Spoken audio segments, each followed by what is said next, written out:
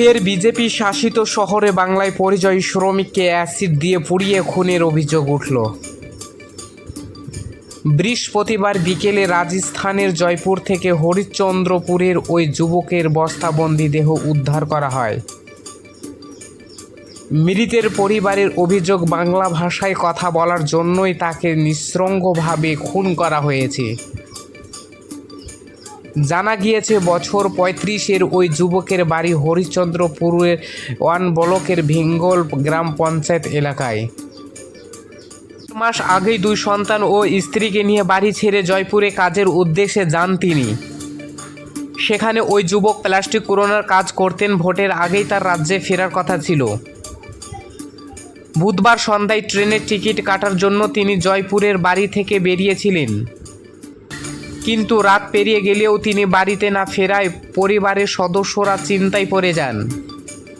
এরপরই শুরু হয় খোঁজাখুঁজি। বৃহস্পতিবার বিকেলে জয়পুরের বাড়ি থেকে 1 কিলোমিটার দূরে একটি মন্দিরের কাছে বস্তাবন্দি অবস্থায় ওই পরিযায়ী শ্রমিকের রক্তাক্ত দেহ উদ্ধার করে সেখানকার পুলিশ।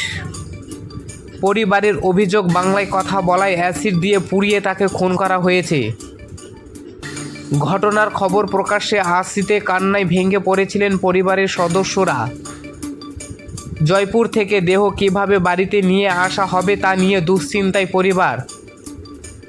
খবর পেয়ে পরিবারের সদস্যদের সঙ্গে দেখা করতে যান হরিশ্চন্দ্রপুরের সিপিআইএম প্রার্থী শেখ খলিল।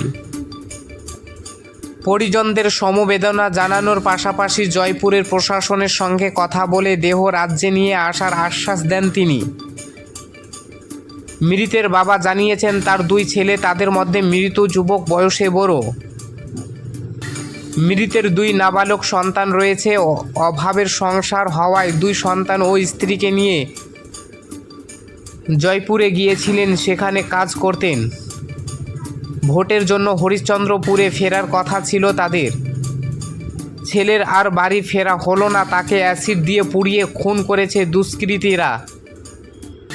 বৃহস্পতিবার তার বস্তাবন্দি দেহ উদ্ধার করা হয়।